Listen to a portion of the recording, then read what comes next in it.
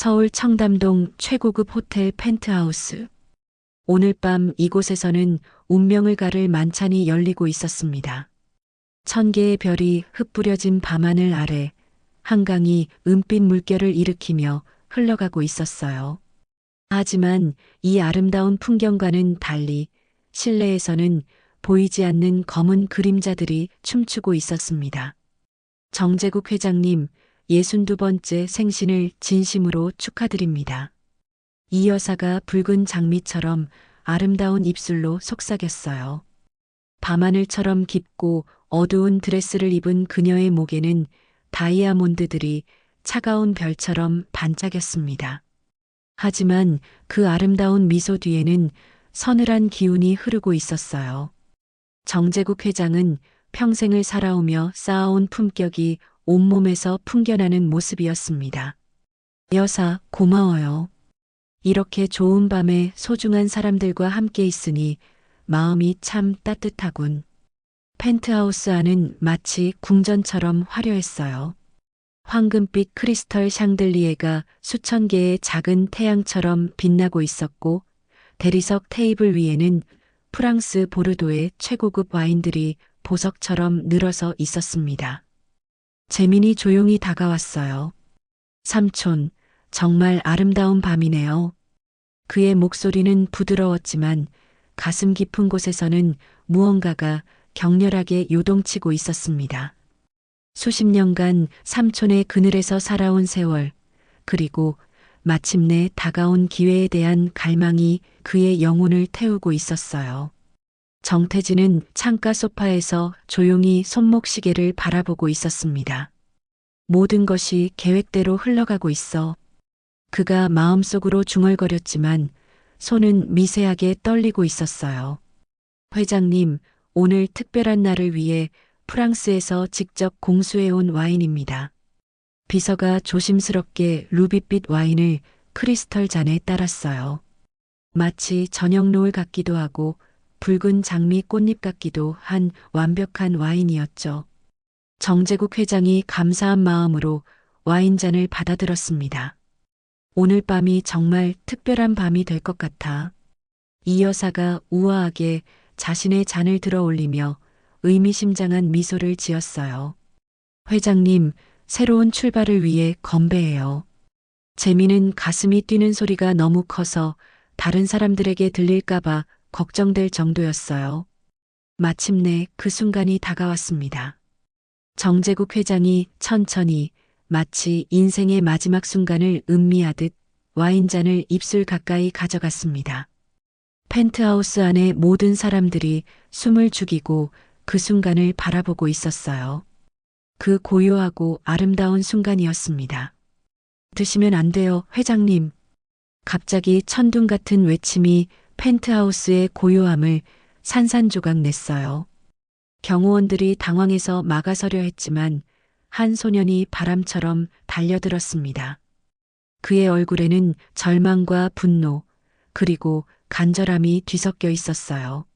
와인잔이 정재국 회장의 입술에 닿기 바로 직전, 마치 시간이 멈춘 것처럼 공중에서 정지했습니다. 이게 무슨 일이야? 너는 누구냐? 정재국 회장이 깜짝 놀라며 소리쳤어요. 소녀는 거칠게 헐떡이며 절규했습니다. 독입니다. 그 와인에는 독이 들어있어요. 절대 드시면 안 됩니다. 순간 연회장이 얼음처럼 얼어붙었어요. 이 여사의 아름다운 얼굴이 하얗게 질렸고 재미는 믿을 수 없다는 표정으로 온몸이 떨리기 시작했습니다. 정태진은 의자에서 벌떡 일어나며 출구를 향해 몸을 돌렸어요. 말도 안 되는 소리예요. 이 여사가 목소리를 높이며 외쳤습니다. 하지만 비서가 급히 와인을 응급 검사한 결과는 모든 사람을 공포로 몰아넣었습니다. 고농도 수면제와 비소가 검출되었습니다. 치사량입니다. 정재국 회장은 충격으로 뒤로 휘청거리며 소파에 주저앉았어요. 이게 대체 무슨 일이야?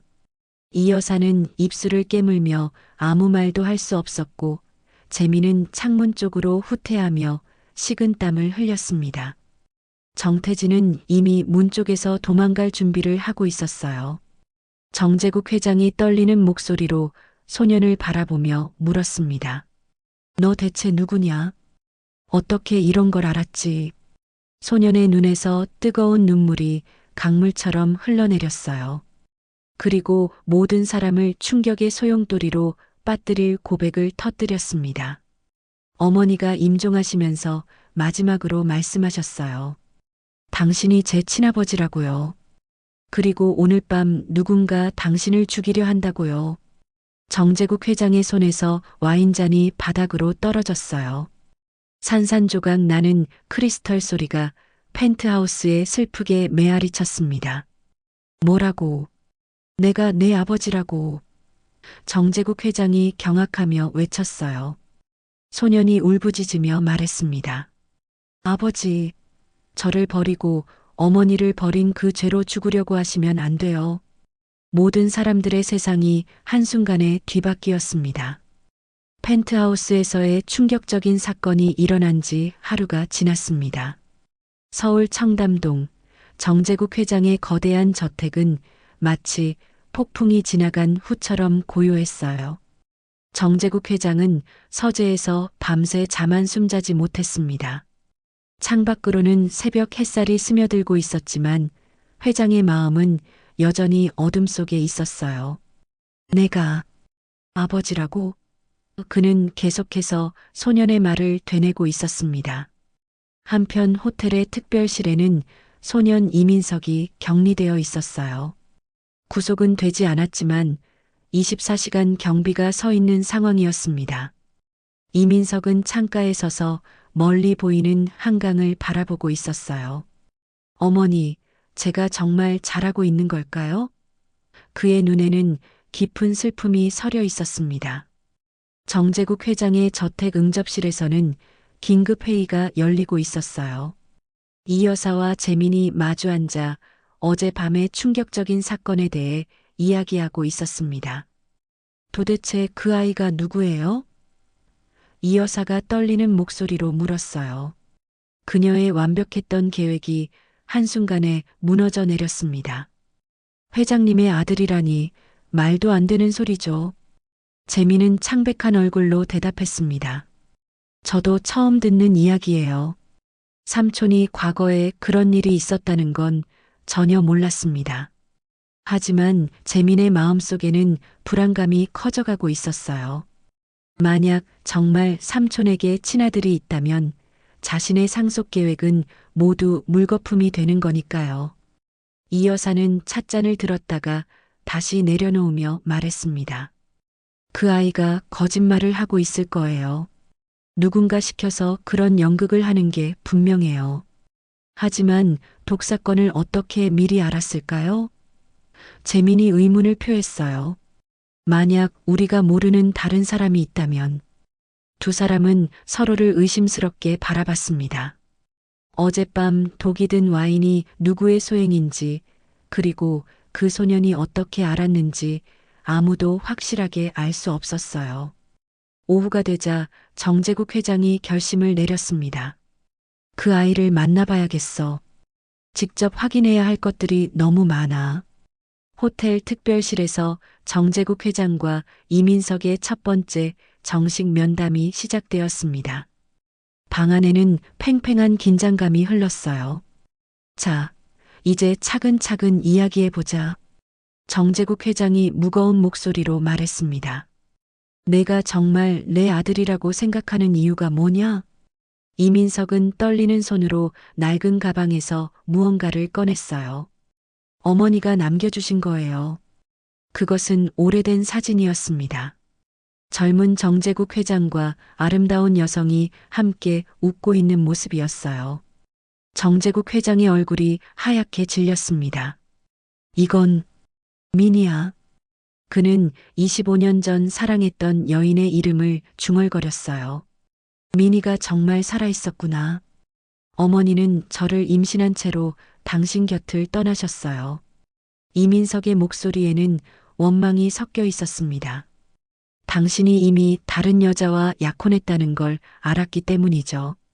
정재국 회장은 과거의 기억들이 물밀듯 밀려오는 것을 느꼈어요. 자신이 선택했던 길, 그리고 버렸던 사랑에 대한 후회가 가슴을 짓눌렀습니다. 그래서 내가 어젯밤 나를 구했다는 거냐? 이민석은 고개를 끄덕였어요. 어머니가 돌아가시면서 말씀하셨어요. 당신에게 위험이 닥칠 거라고, 그리고 제가 당신을 구해야 한다고요. 하지만 그게 다가 아니에요. 이민석이 갑자기 다른 무언가를 꺼내 들었습니다. 그것은 공식적인 문서 같아 보였어요. 정재국 회장이 그 문서를 받아보는 순간 눈이 커졌습니다. 이게 무슨 김 사장님이 남기신 유언장이에요. 이민석이 말했습니다. 어머니를 통해서 받았어요. 당신이 오늘의 자리에 오르는데 가장 큰 도움을 주셨던 분이죠. 정재국 회장은 충격에 휩싸였어요. 김 사장은 자신의 사업 초기에 결정적인 도움을 준 은인이었습니다. 그런데 그가 유언장을 남겼다니요. 유언장에 뭐라고 되어 있는데? 이민석이 조용히 대답했습니다. 김 사장님이 당신에게 모든 사업적 도움을 준 대가로 만약 당신에게 무슨 일이 생기면 제가 모든 것을 이어받는다고 되어 있어요. 뭐라고? 정재국 회장이 벌떡 일어났습니다. 그리고 더 중요한 건 이민석의 눈에 결의가 번뜨셨어요. 김 사장님이 어머니의 아버지, 즉 제 외할아버지였다는 거예요. 정재국 회장은 다리에 힘이 빠져 의자에 주저앉았습니다. 모든 퍼즐이 맞춰지기 시작했어요. 자신이 사랑했던 미니가 김 사장의 딸이었고, 김 사장이 자신을 도운 이유도, 그리고 지금 이 소년이 나타난 이유도 모든 것이 연결되어 있었습니다. 그럼 너는? 정재국 회장의 목소리가 떨렸어요. 네, 저는 당신의 아들이자 김 사장님의 외손자입니다. 그리고 법적으로는 이민석이 마지막 한마디를 던졌습니다. 당신의 모든 재산을 상속받을 권리가 있는 유일한 후계자예요. 방안이 죽음같이 고요해졌습니다. 정재국 회장은 자신의 인생이 한순간에 뒤바뀌는 것을 느꼈어요. 사랑하는 여인을 잃었고 아들을 버렸으며 이제 그 아들이 자신의 모든 것을 가져갈 수도 있는 상황이 된 것입니다. 한편 저택에서 기다리고 있던 이 여사와 재민은 불안에 떨고 있었어요. 과연 회장이 어떤 결정을 내릴지, 그리고 자신들의 운명은 어떻게 될지 알 수 없었습니다. 운명의 톱니바퀴가 돌기 시작했습니다. 사건이 일어난 지 일주일이 흘렀습니다. 정재국 회장의 본사 사무실은 마치 전쟁터와 같았어요. 아침 햇살이 고층 빌딩 사이로 스며들고 있었지만 정재국 회장의 마음은 여전히 어둠 속에 있었습니다. 그는 창가에 서서 서울 시내를 내려다보고 있었어요. 저 아래 수많은 사람들이 바쁘게 살아가고 있지만 자신의 세계는 송두리째 흔들리고 있었습니다. 회장님, 긴급 이사회가 소집되었습니다. 비서가 떨리는 목소리로 보고했어요. 주주들이 동요하고 있고 언론에서도 계속 취재 요청이 들어오고 있습니다. 정재국 회장은 깊은 한숨을 쉬었습니다. 일주일 전만 해도 자신은 이 나라에서 가장 존경받는 기업인 중 하나였어요. 하지만 이제 모든 것이 변했습니다. 독살 시도 사건, 그리고 갑자기 나타난 아들이라는 소년까지. 회의실 문이 열리자 이 여사가 들어왔습니다. 그녀의 얼굴에는 평소의 우아함 대신 차가운 결의가 서려 있었어요. 회장님, 우리가 이야기해야 할 것들이 있어요. 이 여사의 목소리는 한겨울 바람처럼 차가웠습니다. 정재국 회장이 돌아보며 말했습니다. 여사, 지금은 그럴 때가 아니에요. 이 여사가 감정을 억누르지 못하고 소리쳤어요. 지금이 바로 그때예요. 당신과 20년을 함께 살아왔는데 갑자기 나타난 그 아이 때문에 제가 설 자리가 없어진다고요? 그녀의 눈에서 눈물이 흘러내렸습니다. 하지만 그 눈물 속에는 슬픔보다는 분노가 더 많이 담겨 있었어요. 여사, 진정해요. 아직 아무것도 확정된 게 없어요. 확정된 게 없다고요? 이 여사가 비웃었습니다. 당신이 그 아이를 보는 눈빛이 변했어요. 마치 진짜 아들을 보는 것처럼요. 정재국 회장은 아무 말도 할 수 없었어요. 이 여사의 말이 맞았으니까요. 이민석을 볼 때마다 25년 전 사랑했던 미니의 모습이 겹쳐 보였고 그 아이가 정말 자신의 피를 나눈 아들일 수도 있다는 생각에 마음이 흔들렸습니다. 그때 재민이 급하게 들어왔어요. 그의 얼굴은 창백했고 손에는 여러 장의 서류를 들고 있었습니다. 삼촌, 큰일 났습니다. 재민의 목소리는 떨리고 있었어요. 주식이 폭락하고 있어요. 그리고 뭐야? 재민이 어렵게 입을 열었습니다. 과거 삼촌과 미니 씨의 관계에 대한 기사가 나올 예정이라고 합니다. 기자들이 25년 전 일을 파헤치고 있어요. 정재국 회장의 얼굴이 하얗게 질렸어요. 과거의 비밀이 세상에 드러나는 것은 개인적으로도 회사에도 치명적인 타격이 될 것이었습니다.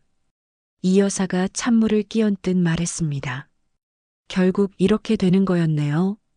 당신의 과거 때문에 우리 모두가 무너지는 거예요. 여사, 정재국 회장이 괴로운 표정으로 그녀를 바라봤어요. 20년 동안 당신 곁에서 헌신했던 제가 뭐가 되는 거예요? 이 여사의 목소리가 점점 높아졌습니다. 저에게는 자식도 없어요. 당신이 제 전부였는데 이제 저는 어떻게 살아가라는 거예요? 그녀의 절규가 회의실에 메아리 쳤어요. 20년이라는 세월, 그 긴 시간 동안 정재국 회장의 그늘에서 살아온 여인의 절망이 고스란히 드러났습니다. 재민도 더 이상 참을 수 없었어요. 삼촌, 저도 마찬가지예요. 평생 삼촌의 뒤를 이어 회사를 물려받을 줄 알았는데 그의 목소리에는 배신감이 가득했습니다. 그런데 갑자기 나타난 그 아이가 모든 걸 가져간다고요? 정재국 회장은 두 사람의 원망 어린 시선을 받으며 무너져 내렸어요.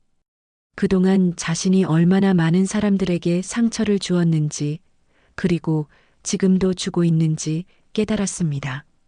여보세요, 이민석입니다. 갑자기 회장의 휴대폰이 울렸어요. 이민석의 목소리였습니다. 무슨 일이야?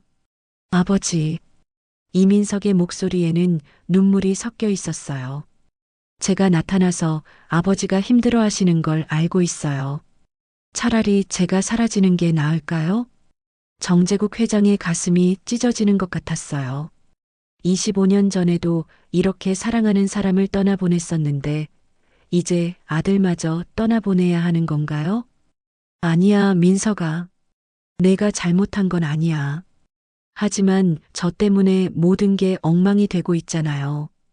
어머니도 저에게 복수하라고 하신 게 아니라 아버지를 구하라고 하셨는데 이민석의 순수한 마음이 정재국 회장의 가슴을 더욱 아프게 했어요. 이 아이는 복수가 아니라 진정으로 자신을 구하려고 나타난 것이었습니다. 이 여사가 차갑게 말했습니다. 그 아이와 통화하고 계시는군요. 이제 정말 확실해졌네요. 당신의 선택이 뭔지 말이에요. 재민도 서류를 바닥에 던지며 말했습니다. 삼촌, 저도 포기하지 않을 거예요. 그 아이가 정말 삼촌의 아들인지, 그리고 그 유언장이 진짜인지 끝까지 확인해 볼 거예요. 정재국 회장은 휴대폰을 끊고 깊은 절망에 빠졌어요. 사랑하는 사람들 사이에서 선택해야 하는 고통, 그리고 과거의 죄가 현재를 갉아먹는 아픔이 그를 짓누르고 있었습니다. 창밖에는 여전히 아름다운 햇살이 비치고 있었지만 회의실 안은 차가운 겨울 같았어요. 세 사람은 각자의 상처와 욕망 속에서 서로를 원망하며 서 있었습니다. 정재국 회장은 마침내 결심했어요. 이 모든 혼란을 정리하고 진실을 밝혀내야 했습니다. 설령 그것이 자신의 몰락을 의미한다 해도 말이에요. 내가 직접 확인해 보겠어. 그가 무거운 목소리로 말했습니다. 운명의 수레바퀴가 더욱 빠르게 돌기 시작했습니다. 사건이 일어난 지 2주가 지났습니다. 정재국 회장은 서울 외곽의 조용한 별장으로 피신해 있었어요. 가을바람이 별장 주변의 은행나무를 흔들고 있었습니다. 노란 잎들이 하나둘 떨어지는 모습이 마치 정재국 회장의 마음을 닮아 있었어요. 모든 것이 무너져 내리고 있었으니까요. 별장 거실에서 정재국 회장은 창밖을 바라보며 깊은 생각에 잠겨 있었습니다. 지난 2주 동안 그는 계속 이민석의 존재에 대해 고민했어요. 그 아이가 정말 자신의 아들일까? 그리고 만약 그렇다면 자신은 어떤 선택을 해야 할까? 회장님, 식사 준비가 되었습니다. 오래된 가정부가 조심스럽게 말했어요. 고맙습니다. 하지만 지금은 입맛이 없어요. 정재국 회장의 목소리에는 깊은 피로가 묻어났습니다. 바로 그때 별장 현관문이 열렸어요. 이 여사가 들어왔습니다. 그녀의 얼굴에는 평소와 다른 결의의 찬 표정이 서려 있었어요. 여사, 어떻게 여기까지? 회장님과 이야기할 일이 있어요. 이 여사가 단호하게 말했습니다. 더 이상 이렇게 있을 수는 없어요. 정재국 회장은 그녀의 변한 모습에 놀랐어요. 20년 동안 함께 살아온 이 여사였지만 오늘은 완전히 다른 사람 같았습니다. 무슨 말인가요? 이 여사가 소파에 앉으며 말했습니다. 그 아이 이민석을 만났어요. 뭐라고? 정재국 회장이 깜짝 놀라며 일어났어요. 저도 직접 확인해 보고 싶었거든요. 과연 그 아이가 누구인지 말이에요. 이 여사의 눈에는 차가운 빛이 흘렀습니다. 이 여사는 어제 호텔에서 이민석을 만났던 일을 떠올렸어요. 그 순간이 얼마나 충격적이었는지 지금도 가슴이 뛰었습니다. 민석아, 나는 이 여사라고 해. 내 아버지. 이 여사가 이민석에게 다가가며 말했었어요. 이민석은 경계심 가득한 눈으로 그녀를 바라봤어요. 안녕하세요. 하지만 저는 당신과 할 말이 없는 것 같은데요. 아니야, 있어.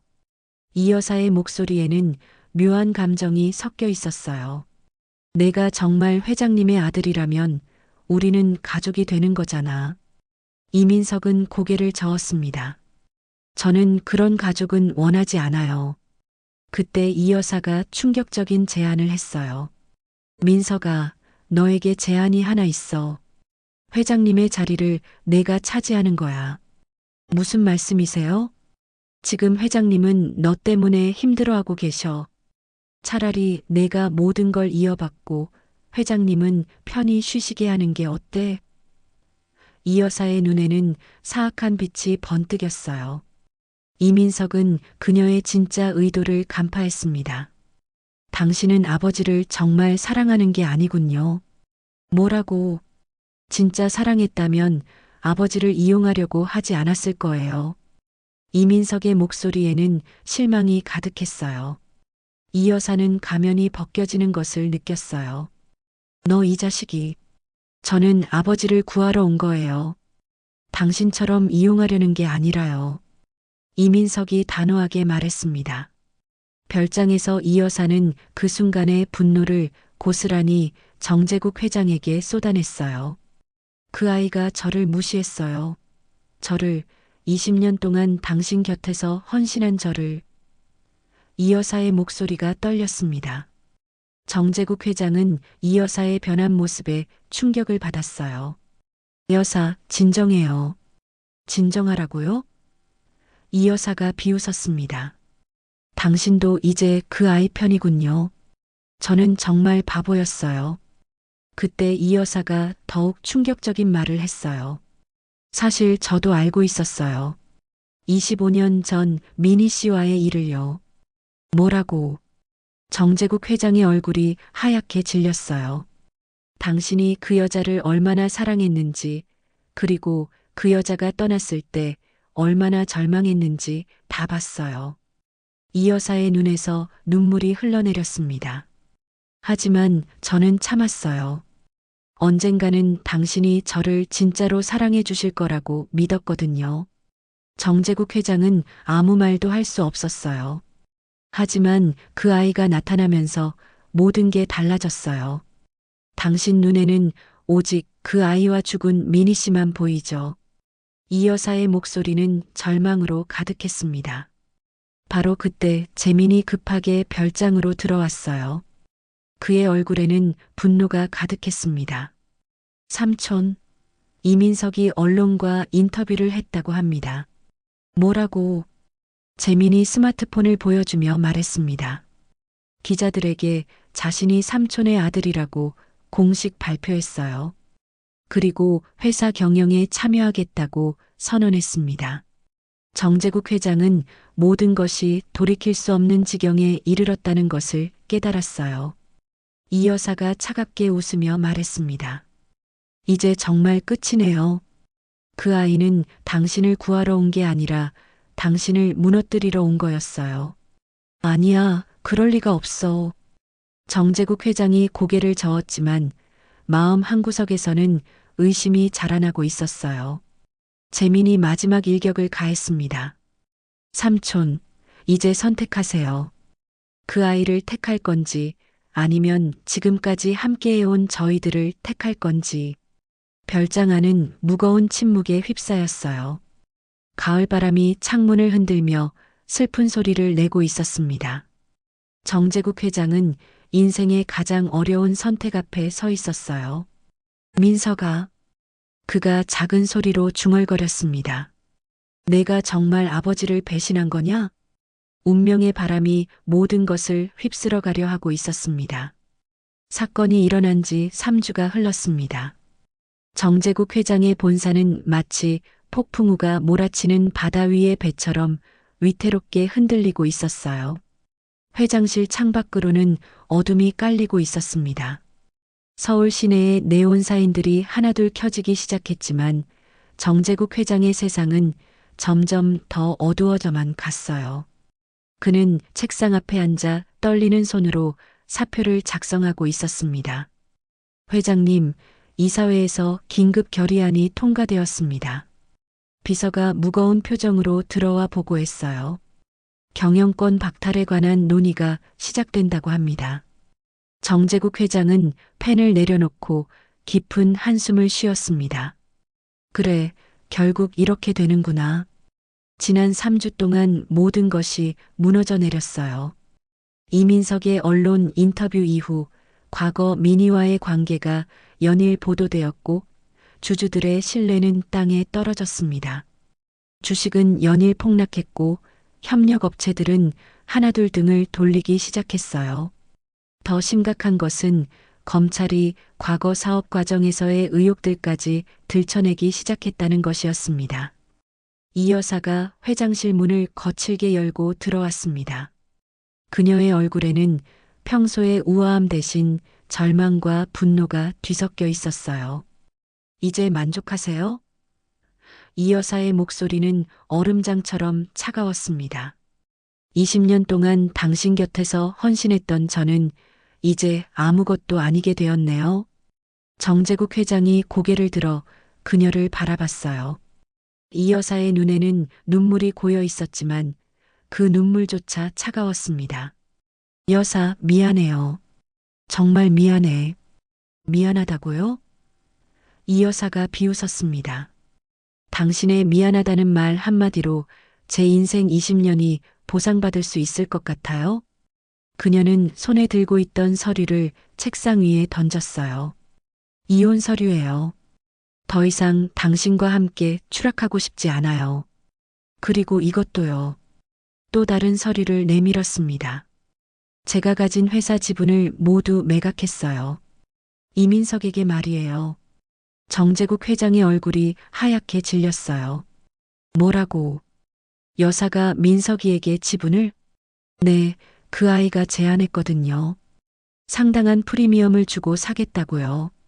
이 여사의 미소는 차가웠습니다. 저도 살아야 하니까요. 재민이 급하게 들어왔어요. 그의 얼굴은 창백했고 눈에는 절망이 가득했습니다. 삼촌, 끝났어요.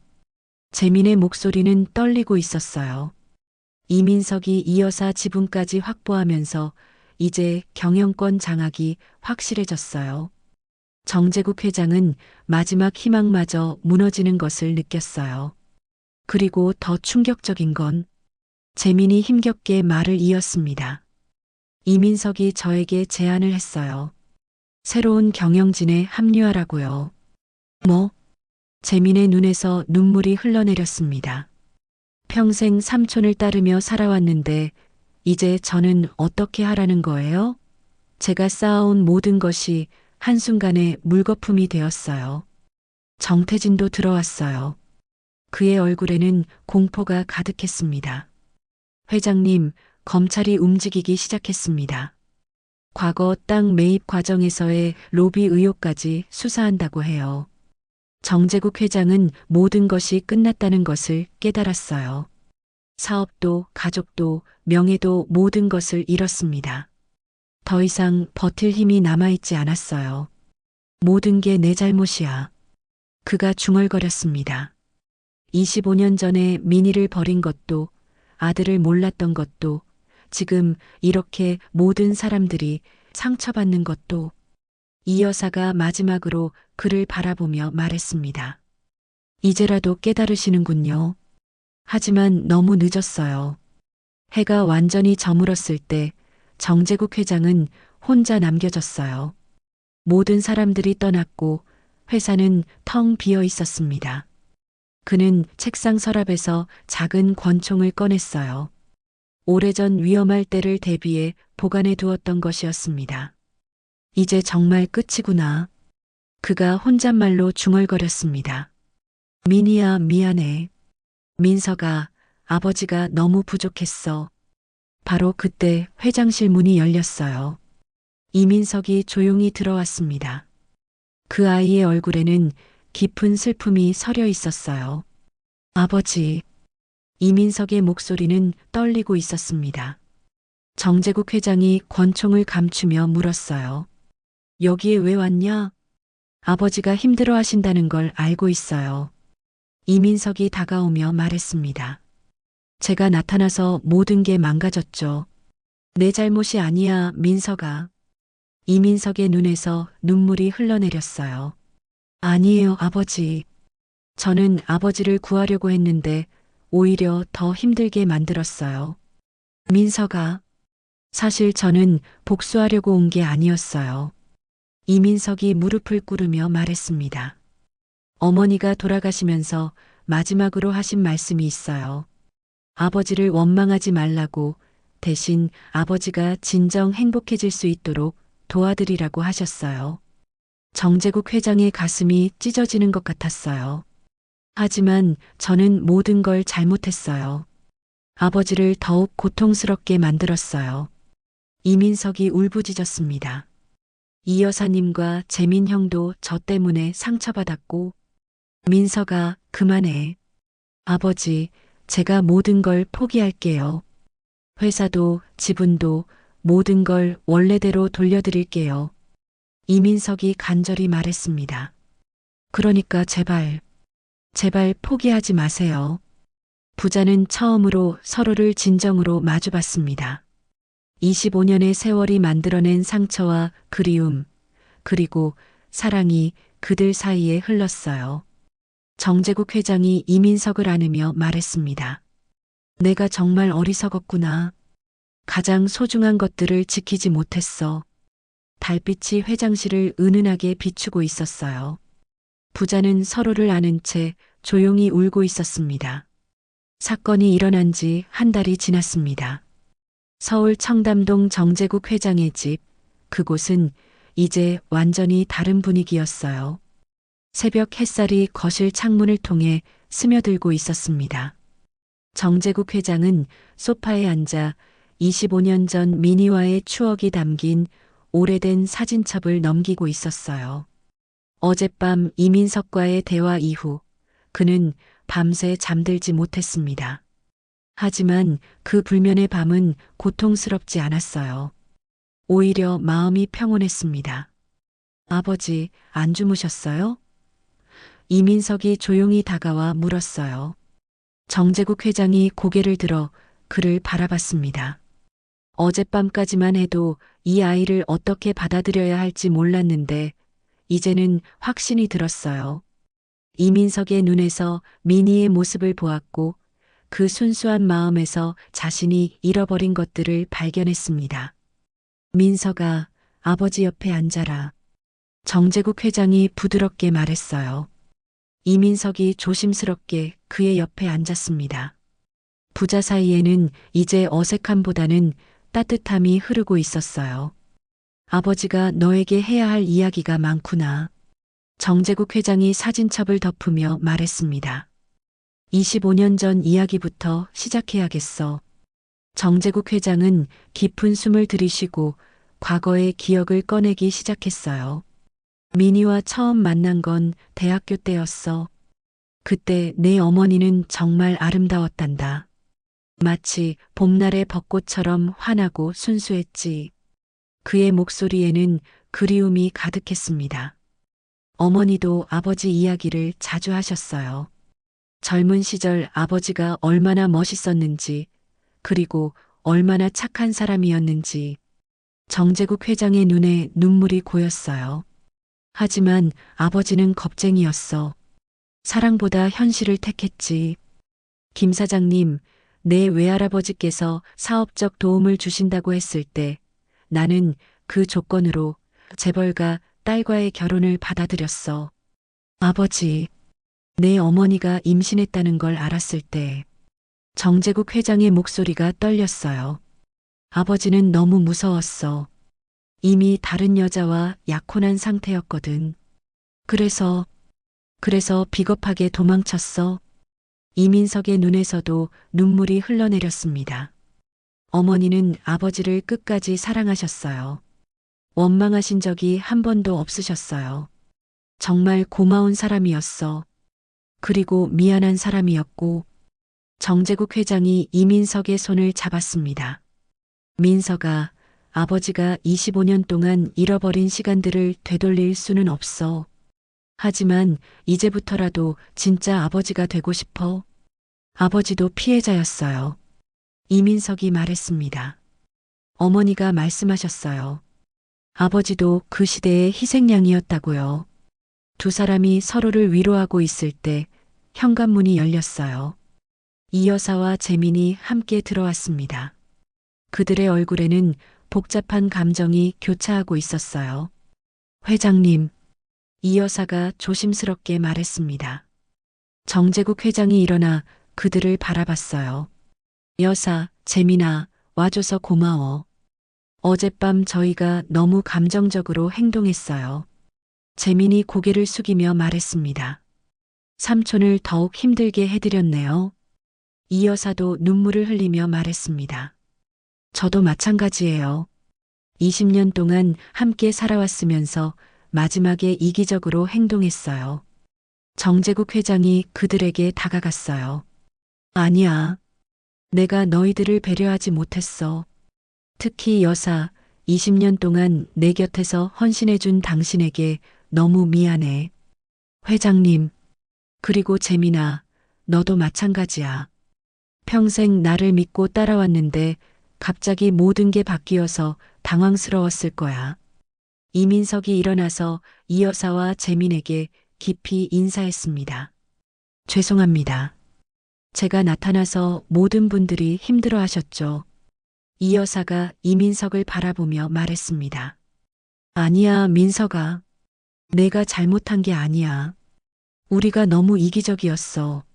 재민도 고개를 끄덕였어요. 정말 미안해, 민석아. 형이 너를 제대로 보지 못했어. 네 사람은 거실에 둘러앉았습니다. 마치 진짜 가족이 된 것처럼요. 정재국 회장이 모든 사람을 바라보며 말했습니다.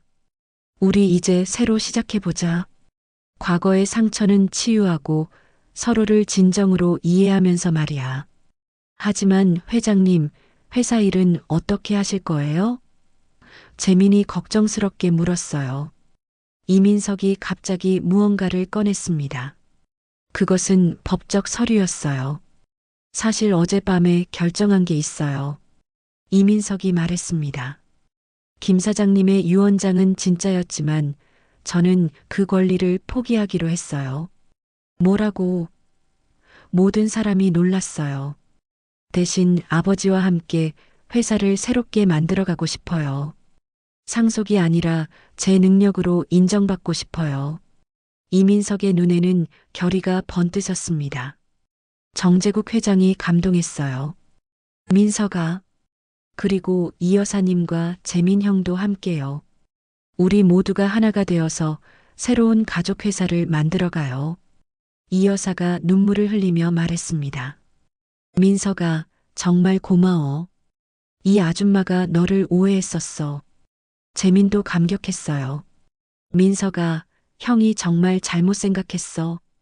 넌 정말 훌륭한 동생이야. 정재국 회장이 모든 사람을 바라보며 말했습니다. 그래, 우리 새로 시작하자. 더 이상 과거에 얽매이지 말고 서로를 사랑하고 아끼는 진짜 가족이 되자. 햇살이 더욱 밝게 거실을 비추고 있었어요. 네 사람의 얼굴에는 희망이 가득했습니다. 상처받은 마음들이 서로를 위로하며 치유되고 있었어요. 정재국 회장은 마침내 깨달았습니다. 진정한 행복은 재산이나 지위에 있는 게 아니라 서로를 진심으로 사랑하는 사람들과 함께 있는 것이라는 걸 말이에요. 사건이 일어난 지 한 달 반이 지났습니다. 서울 서초동 법원, 오늘은 운명을 가를 최후의 대결이 벌어지는 날이었어요. 법정 안은 긴장감으로 가득했습니다. 방청석에는 기자들과 관계자들이 빼곡히 앉아 있었고 모든 사람들의 시선이 피고석을 향하고 있었어요. 바로 그곳에는 이 여사가 창백한 얼굴로 앉아 있었습니다. 지난 일주일 동안 충격적인 진실들이 하나둘 드러났어요. 25년 전 독이 든 와인 사건의 진짜 범인, 그리고 그 뒤에 숨겨진 거대한 음모까지 말이죠. 정재국 회장은 증인석에 앉아 이 여사를 바라보고 있었습니다. 20년을 함께 살아온 동반자가 이제는 법정에서 마주 앉은 피고와 증인이 되어 있었어요. 그의 마음은 무너져 내리는 것 같았습니다. 증인께서는 피고 이 여사와 어떤 관계였습니까? 검사가 정재국 회장에게 물었어요. 정재국 회장이 떨리는 목소리로 대답했습니다. 20년간 사실혼 관계였습니다. 그렇다면 피고가 독살 시도를 했다는 사실을 믿으시겠습니까? 정재국 회장의 눈에서 눈물이 흘러내렸어요. 믿고 싶지 않습니다.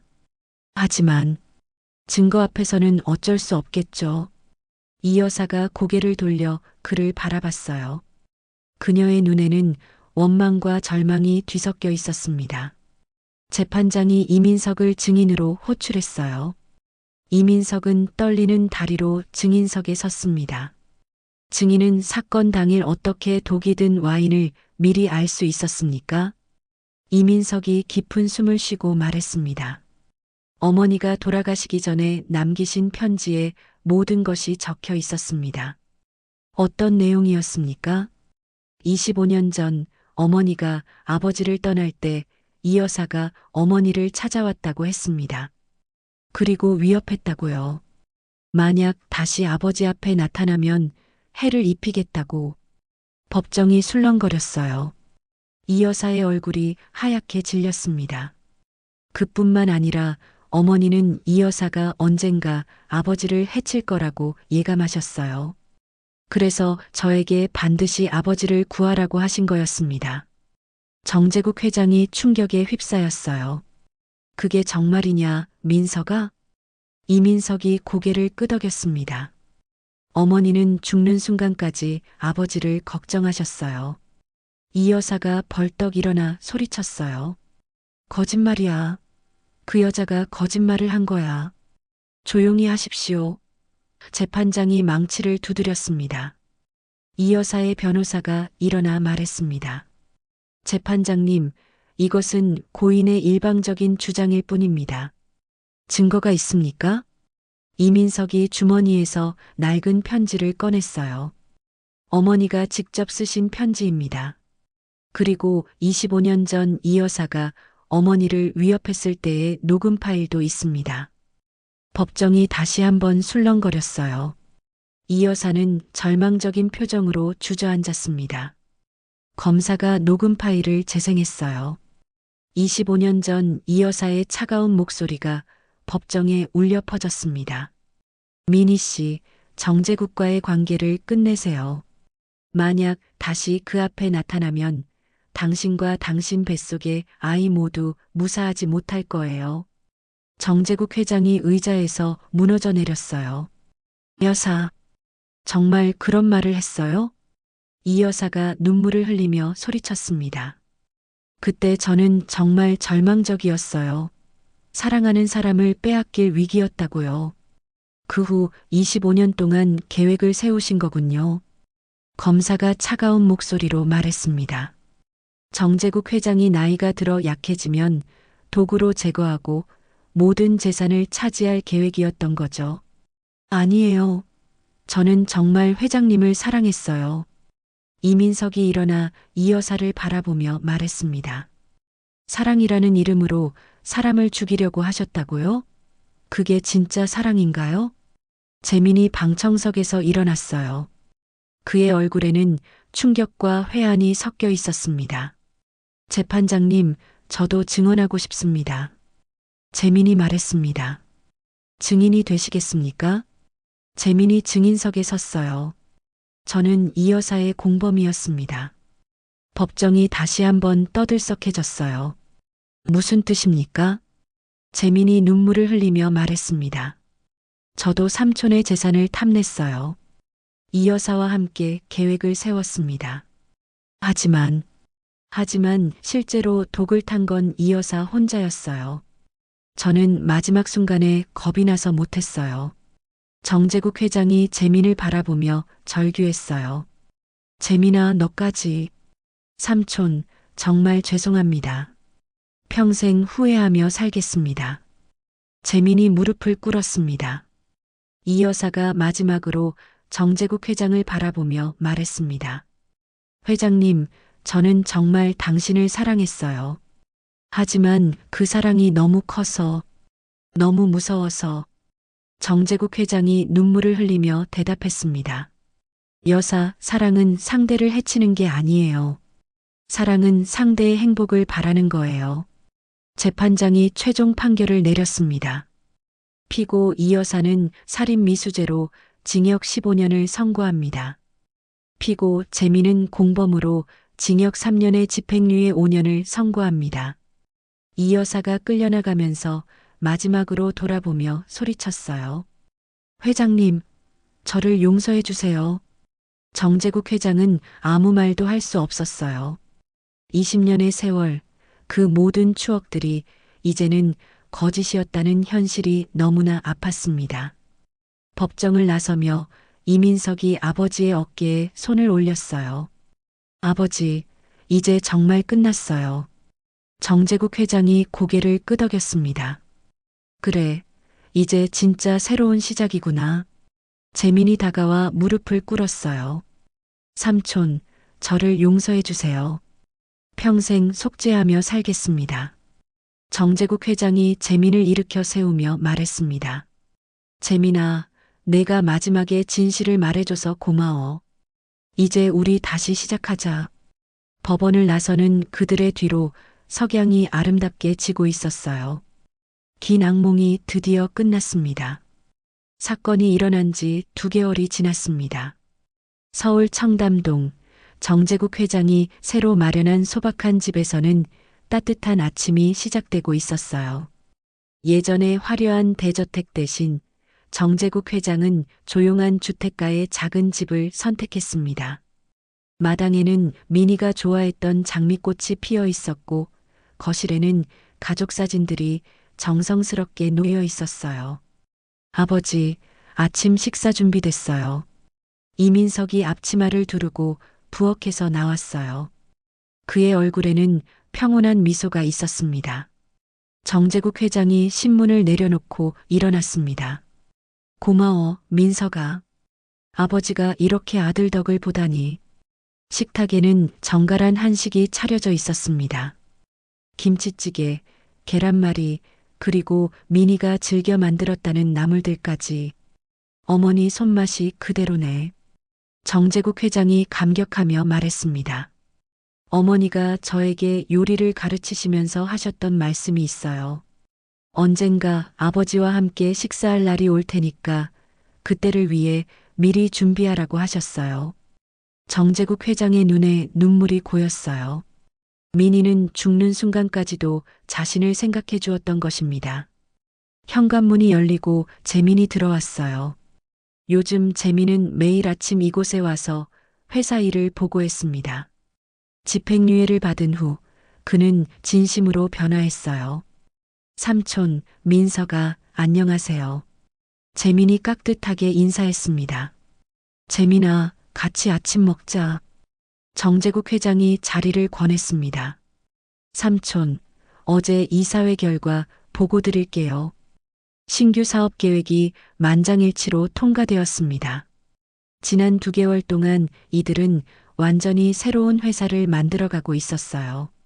정재국 회장은 이민석을 정식 후계자로 인정했고 재민은 진심으로 뉘우치며 그들을 보좌했습니다. 민석이의 아이디어가 정말 훌륭했어. 어려운 가정의 아이들을 위한 교육재단 설립 말이야. 이민석이 겸손하게 말했습니다. 저처럼 아버지 없이 자란 아이들이 많거든요. 그 아이들에게 희망을 주고 싶어요. 재민이 감동하며 말했습니다. 민서가 형이 정말 많이 배우고 있어. 돈보다 중요한 게 뭔지 이제야 알겠어. 식사를 마친 후 정재국 회장과 이민석은 특별한 곳을 향해 출발했어요. 오늘은 민희의 기일이었습니다. 경기도 외곽의 조용한 공원묘지. 민희의 묘소 앞에 부자가 나란히 서 있었어요. 여보, 늦었지만 민석이 아빠가 왔어요. 정재국 회장이 묘비를 어루만지며 말했습니다. 25년 동안 미안했어요. 그리고 고마웠어요. 이민석이 무릎을 꿇고 말했습니다. 어머니, 아버지와 저, 이제 정말 가족이 되었어요. 바람이 불어와 묘소 주변의 코스모스를 흔들었어요. 마치 미니가 그들을 축복해주는 것 같았습니다. 아버지, 어머니께서 마지막에 전해달라고 하신 말씀이 있어요. 뭐라고 하셨어? 사랑한다고 하셨어요. 그리고 이제는 정말 행복하라고요. 정재국 회장이 하늘을 올려다보며 말했습니다. 미니야, 이제 우리 아들과 함께 내가 꿈꾸던 세상을 만들어 갈게요. 묘소를 떠나는 길에 재민이 합류했어요. 저도 고인께 인사드리고 싶어서요. 저녁 식탁에서 정재국 회장이 말했습니다. 우리 세 사람이 함께 새로운 역사를 만들어 가자. 과거의 아픔은 교훈으로 삼고 미래에는 더 많은 사람들에게 희망을 주는 일을 하자. 이민석이 고개를 끄덕였어요. 아버지, 저는 아버지의 아들이자 이 시대의 젊은 경영인으로서 최선을 다하겠어요. 재민도 결의에 찬 목소리로 말했습니다. 저도 과거의 제 모습을 반성하며 새로운 사람이 되겠습니다. 그날 밤 정재국 회장은 서재에서 일기를 썼어요. 오늘로써 나의 진짜 인생이 시작되었다. 25년 동안 잃어버렸던 아들을 찾았고 돈과 권력에 눈이 멀어 놓쳤던 소중한 가치들을 되찾았다. 미니야, 고마워. 창밖으로는 별들이 반짝이고 있었어요. 새로운 희망의 별들처럼 말이죠. 다음 날 아침, 이민석이 정장을 차려입고 나왔어요. 오늘은 그가 정식으로 회사 부사장으로 취임하는 날이었습니다. 아버지, 준비되셨어요? 그래, 우리 함께 가자. 정재국 회장이 미소 지으며 말했습니다. 부자는 나란히 회사로 향했어요. 그들 앞에는 새로운 도전과 희망이 기다리고 있었습니다. 진정한 사랑과 용서가 만들어낸 기적, 그것이 바로 이들의 새로운 시작이었어요. 25년의 긴 기다림 끝에 마침내 진짜 가족이 된 부자. 그들의 아름다운 여정은 이제 막 시작되었습니다.